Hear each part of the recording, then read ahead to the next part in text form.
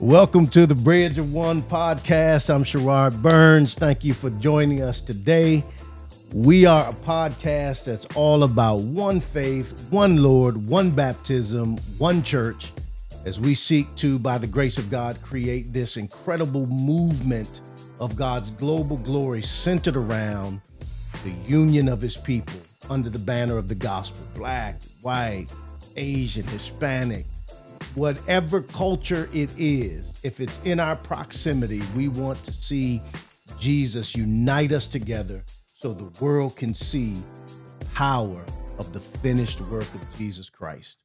And so what we want to do ultimately is take this new covenant community, equip it to live out these new creation realities, all for the global glory of our triune God. So thank you for joining us today. And if we'll just take a moment before we begin, just want you to hit the subscribe button so we can know that you're here. You can help us with the algorithms and all of the technical stuff. But we're glad you're here. So today I want to talk about race. And you say that, you say that like that's odd, Sherard. It's odd because really what I want to talk about is this idea that we call racism. Here's what I think. I think the problem with the church is that we have been having these conversations, but we've been using terms that haven't been helpful. One of them is racism. And the reason why it's not helpful is because if you had 10 people that you asked to give you a definition of racism, you would more than likely have 10 different definitions. At best, a variety of understandings or beliefs. And so how do we have real dialogue when A equals A and B equals B and they're the same thing? How do we have dialogue? We can't. And I think part of the challenge in the church is that we've been talking about our issues around race and around racism, but that word is explosive. It's like a powder keg, because if you use it as a Black person in the context of a white individual, immediately they feel judged and they go back to these concepts where it's segregation and all of these things that are negative. They think overt racism, as it were, but you might be talking about the covert things, the kind of things that are not obvious but are still latent within society. But because you have two different understandings, you're definitely going to have a difficult kind of conversation because both of you are going to have different vantage points. So I believe that the word is not helpful.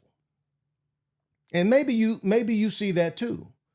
Maybe you see the powder keg of the term. It's got so much historical baggage to it that I think it has come to a place where it's not helpful. So here's what I argue. It's not my argument. It's from Miroslav Volf out of his book, Exclusion and Embrace, but I put it in my book. I think that we should use the term exclusion, not racism. Now, I know some of you might be saying, you're trying to take away the historicity of the term. And no, I'm not. What I'm saying for us as a church is that we must be careful not to be laden with terminology that by itself keeps us at a real hard starting point. For instance, there are some African Americans who say Blacks can't be racist. And therefore, in their mind, the term racist only applies to white folks. And when you have that kind of dynamic at work, then obviously you can't have a good conversation. But here's what's true. Exclusion can apply to everybody. Exclusion doesn't have the historical baggage that racism does, but exclusion says everything that racism is. In other words, when you exclude someone on the basis of their race. And so it's not racism in the sense of historical, where blacks can say, well, blacks haven't been racist. Well, we may not have been racist in the truest sense of the term. Let's go there. But we've been excluding. We have excluded just like every other culture has. So my argument is, let's use this term, exclusion. And the reason I think we should use it is because it doesn't have the historical baggage. But there are three things I argue for in my book. I'm going to use one to show you the power of this term and how we do it all the time in all of our churches. So when we talk about exclusion, think about it this way: exclusion by assimilation. All of us do that. Every church does that. Well, I shouldn't say every church, but most churches do that. So what does that mean? Well, in short, it means this. When I invite, for instance, an Asian person to my church, Hispanic person, white person to my church, there is nothing about me or my church that's going to tell them, the people, that's going to make them feel unwelcomed. They're going to be loved. They're going to be hugged. They're going to be all the things that we do and that most churches do. But there's going to be a cultural phenomenon about that church that inadvertently can exclude me. Here's what I mean. When you go to a church that is a different culture church, the people may be friendly and nothing on the walls may indicate any kind of historical baggage, but there may be a culture there that inadvertently tells you this: you can be among us if you become like us. In other words, you can join us, but you've got to leave everything that you are at the door. We're not going to make concessions, as it were. We're not going to change anything to make sure that you feel involved. We are all black. And if you come to the church as a white Christian, then you've got to become, in every conceivable way, everything that this church is. Now, you might argue, well, isn't that something that person needs to take into account if they want to be a part of the church? And I would say yes. But it's also something you should take into account if you want people who don't look like you to be a part of your church.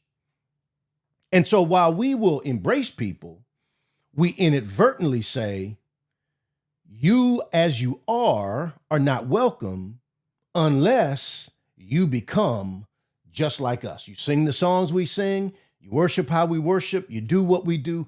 Everything about the church is opposite of who you are. And so if you want to be a part of the church, then you have to leave who you are at the door. And I know the arguments that will be made is that you can't build your church around this idea of people who are not there. And I would argue, yes, you can. In fact, I would argue you should, because I don't think that there's any church in America that should be the kind of church so culturally dominant that no other culture can come into it and feel welcomed. That doesn't mean you got to go off and start singing. If you're a white church, you don't have to go off and start singing Fred Hammond. That's not what I'm saying. And if you are a black church, I'm not saying you got to go and sing all, holy, holy, holy. I'm not saying that. What I'm trying to say is that what we must take into account as we develop culture in our church is that our culture reflects the culture of the gospel, not so much our own particular culture. Because if people are not welcomed in our church, that's a bad thing. And we just got to wrap our minds around that. And so, yes, there's some work that needs to be done in probably every church. There's some changes that perhaps need to be made, some things that need to be thought through. But I'm not asking you to think through them because I'm asking you to think through them. I'm saying we should think through them because the gospel tells us we are a church for all people. And if my church is so white or so black or so Asian so Hispanic that no one else can come in, obviously language is a barrier, then there's a challenge. So we must do our best to ensure. And some churches, I knew a brother who had a all Hispanic church. He is a Spanish speaking church, and he consciously developed an English speaking ministry within his Spanish speaking church. And that church not only began to grow with English speakers, but the Spanish speakers who spoke English would also participate in that. And what an incredible move to say, I don't want the language to be the barrier. I want to be able to reach the nations, which we're called to do, right? In every way. So I would say that there are other things that I talk about in the book, but that one's major because I think all of us do that. I think every church can be guilty of that.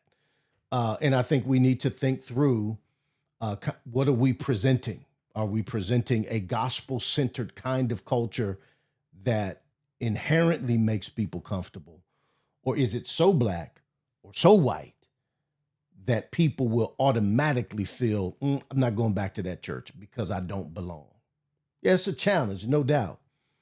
But we have to think through this the way the gospel challenges us to think through it, not the way that we culturally only want to think through it.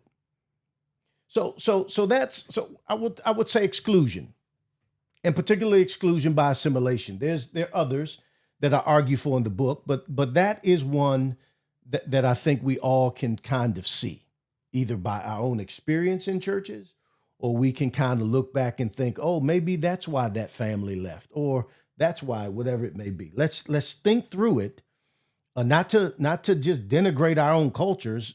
That's not what I'm asking you to do, but I'm asking you to think through it in a way that is not so your culture that no one outside your culture would feel comfortable. So that's what I would argue, not racism. Let's talk exclusion. So I offer that to you as a way to deal with it because it doesn't have the powder keg kind of effect that racism does. But underneath all of this is this idea of, okay, what do I mean by racial harmony?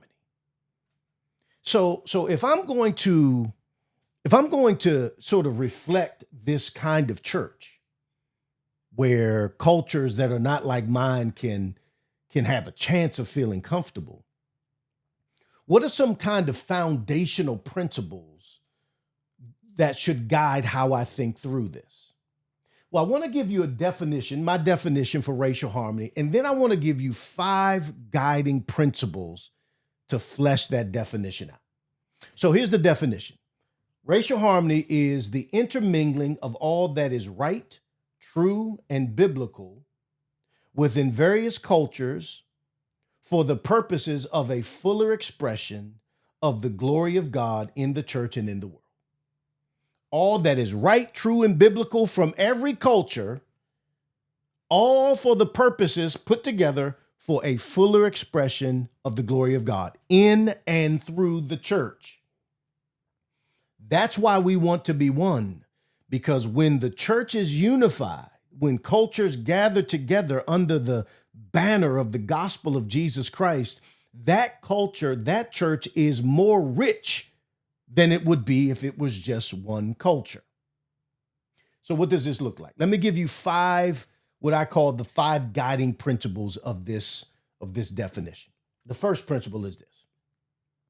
The design of God in redemptive history is and always has been the display of his glory in the united diversity of his bride. The design of God from Genesis to Revelation has always been the display of his glory through the united diversity of his church. Paul tells us that in Ephesians 3, verse 10 and following, that the mystery that was hidden was this mystery of how God would take 2 people, Jew and Gentile, and make them one, all for the glory of God. The reason I lay that out is because the reason we pursue racial harmony is because it is a glory thing. It is God's way of demonstrating his glory in the principalities, to the principalities and powers. This is what Paul says in Ephesians 3. And what's amazing is he calls it the manifold wisdom of God, that the manifold wisdom of God might be known in the church. That word manifold literally means multicultured. That's amazing. That the wisdom of God from beginning to end has always included a multiculturalness about it. So the church is not a plan B. The church is God's plan from all of eternity. And the church from all of eternity was a multicolored church. And then Paul ends chapter 3 saying, to him be glory. Where? In the church. What kind of church? The multicolored church. It's amazing. God's glory has always had physical, tangible representation. The cloud, the fire, the tabernacle, the temple, Jesus, and now the church. The church is the temple of God. And in the temple is the glory of God. To him be glory where? In the church. What kind of church? The multicolored church.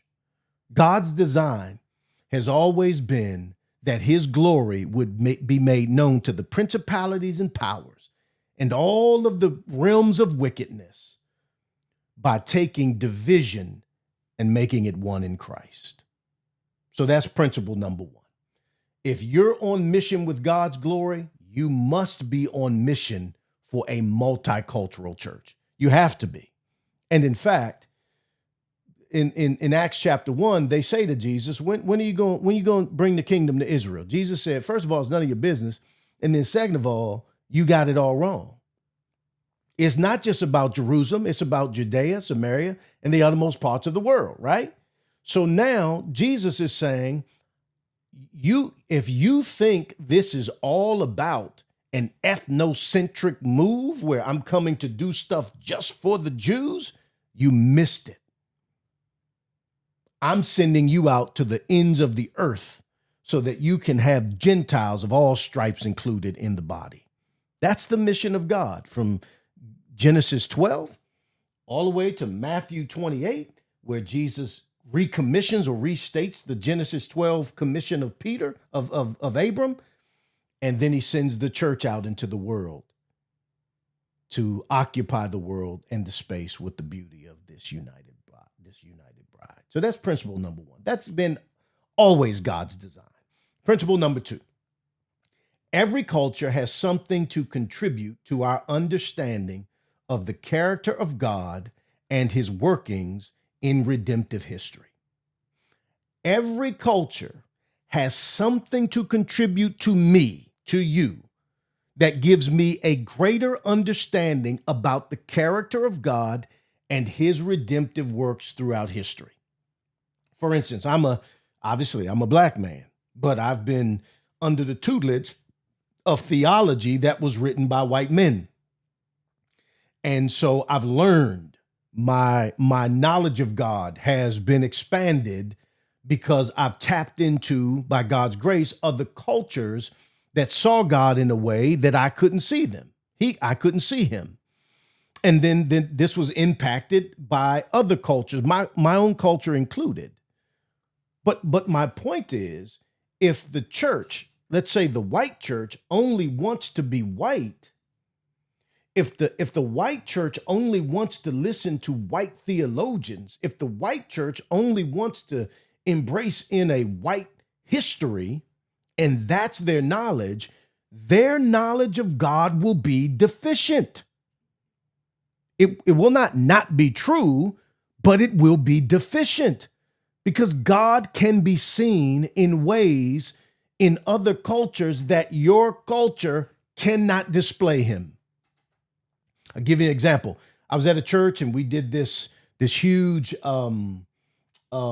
Black history play. And a lady, where we weaved in slave narratives and spirituals.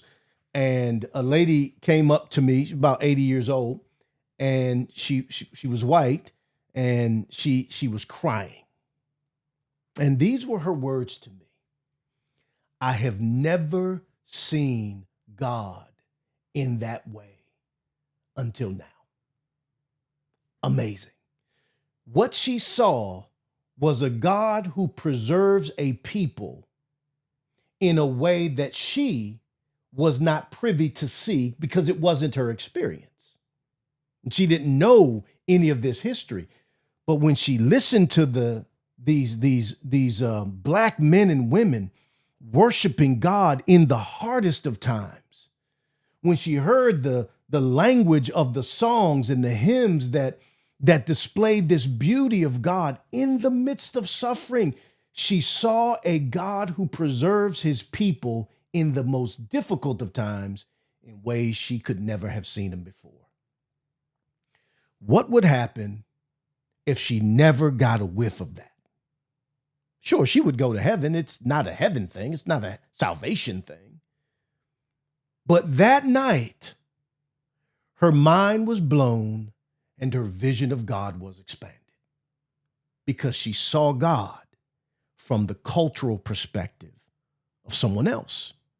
We've got to understand that when God taps into a culture, he embodies that culture in a way that he does not in every other culture, meaning the expression that he brings out of it is quite different.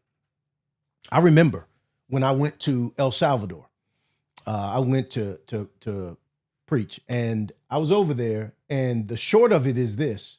I was over there 9 days, so I was ready to come home just because I was over there 9 days.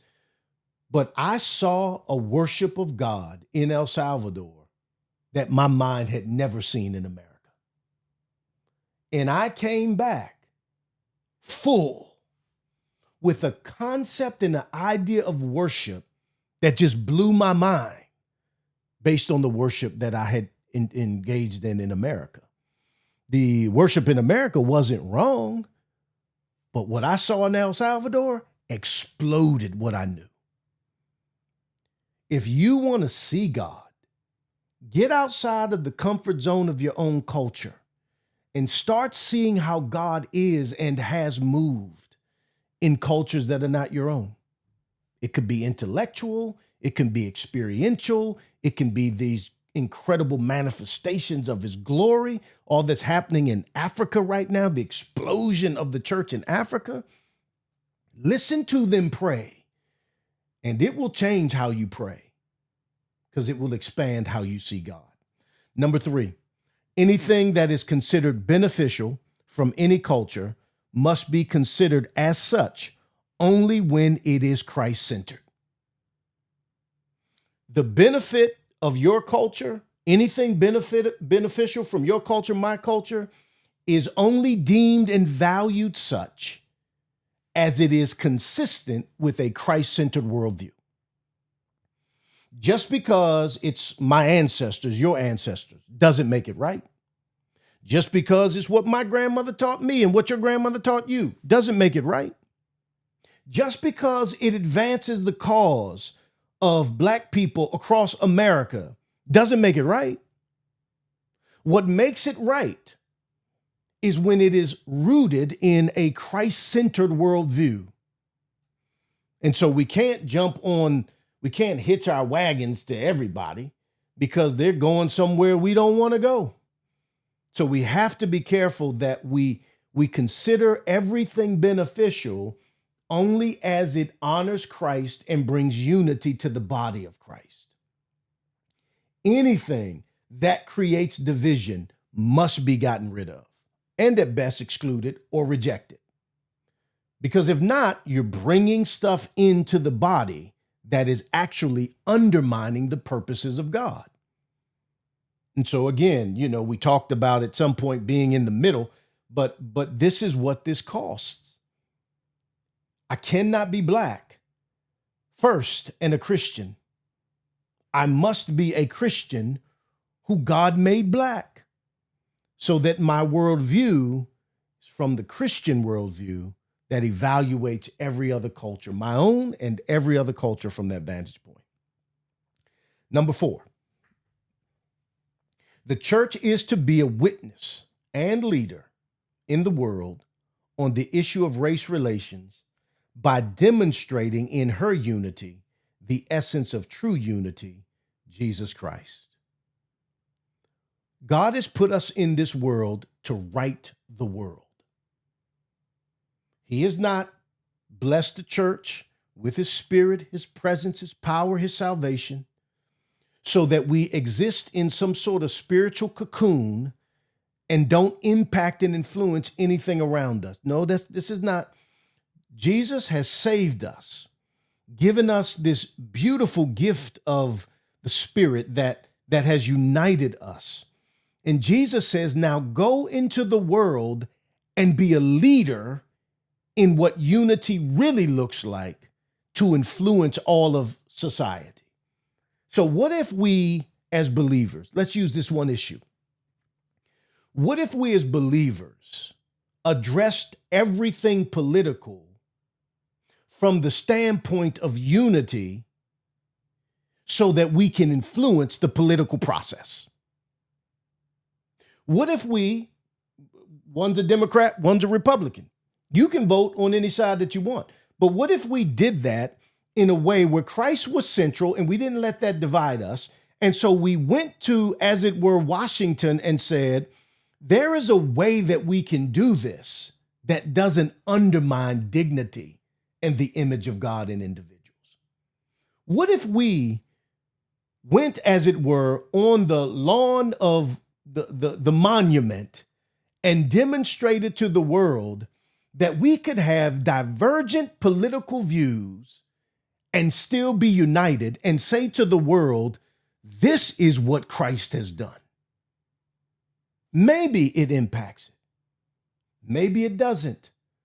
But I can guarantee you someone will be impacted. Someone will see this is what we need. This kind of debate that's civil, this kind of debate, the debate that honors each other in their dignity and their personhood. We can have these kinds of debates, vigorous as they may be, and still walk away united in our purpose and our calling. But beloved, we haven't done that. We've been more partisan than the unbelievers have been partisan. We've been more divided on politics more than the unbelievers have been divided. In fact, we've sided with unbelievers in political ways, all the while not understanding that we are undermining the calling that God has put on our lives. We as the church need to be a witness to the world about what unity is and lead the world in demonstrating that unity, righting the ship, as it were, so that the principles of justice and equity and mercy are played out in our society as a reflection of the beauty of God and the gospel. Number 5, and final, racial harmony is community specific and heartfelt. Here's what I mean by that. Give you an illustration. I went one time to Paducah, Kentucky. I had to stop, was going somewhere to speak, and I stopped in Paducah, Kentucky. So I wanted to go get something to eat. So I left the hotel and went to get something to eat. I had to ride around a little bit because Paducah, small. Never been to Paducah a day in my life. And what I noticed about Paducah, there's a lot of white people in Paducah and not any blacks that I saw. I wasn't at all taken aback by that, but that experience taught me this principle. What do you say to a church in Paducah, Kentucky, where all around it are white folks? What do you say to them? They can't have people other than their culture because that's all that's around them. So what do you say to them? You say racial harmony is community specific. Yes, if all you can have are black people, that's all you can have. If all you can have are white people, that's all you can have. If all you can have are Hispanic people, that's all you can have.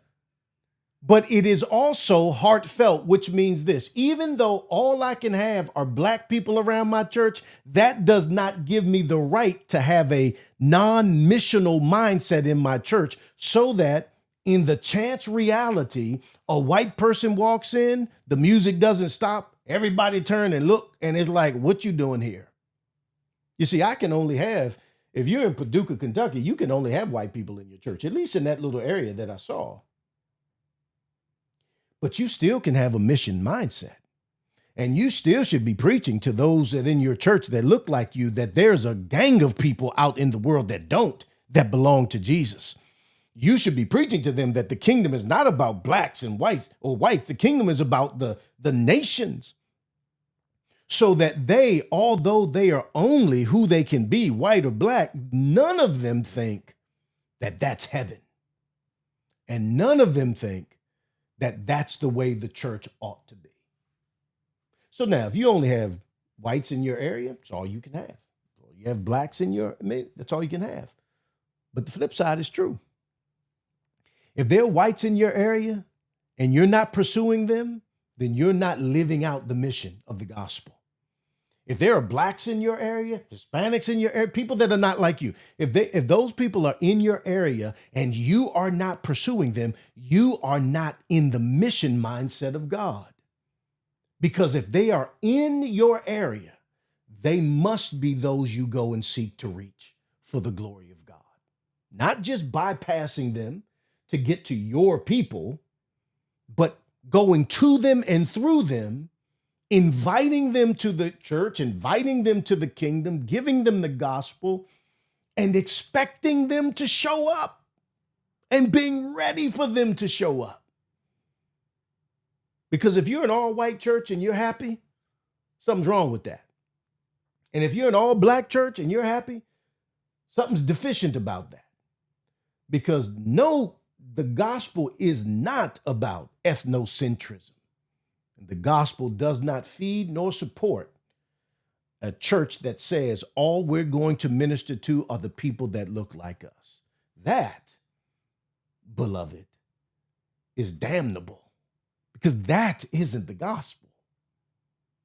So we can send mission money all the way over the culture, over the world, and we won't do mission right in our neighborhood with people who don't look like us.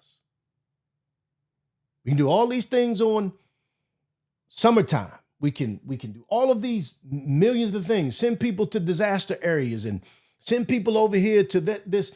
We can do all of that and miss the people right in front of us. And God is saying, your ministry begins in Jerusalem first, your Jerusalem, Judea, Samaria, and the world. You don't start with Judea. You start with your Jerusalem. And if your Jerusalem has people that don't look like you, praise God. God wants you to be a witness in that community about the beauty of his gospel and racial unity. Get about that business because that's what God has called us to. So that's what we're about. This kingdom-centered reality of racial harmony, these 5 guiding principles that as you think through your ministry and the way that you're going to serve, think about these principles and challenge one another to we're not going to be about black issues because they're black. We're not going to be about white issues because they're white. We're not going to side politically because that's where our culture sides. We're going to side with Jesus, and we're going to ensure that people that don't look like us don't see us siding with other people that don't know Jesus just because they match their culture. We're going to be about this kingdom. We're here for one purpose, for such a time as this. In the words of John Piper, let's not waste our life. Let's not waste our life. And if I can end with a word from my favorite musical, Hamilton, I'm not throwing away my shot. So if you got people in your neighborhood that don't look like you, God is giving you a shot to demonstrate his glory. My prayer is that you don't throw it away. That you give your life. Amen. We'll see you next time. Have a blessed day.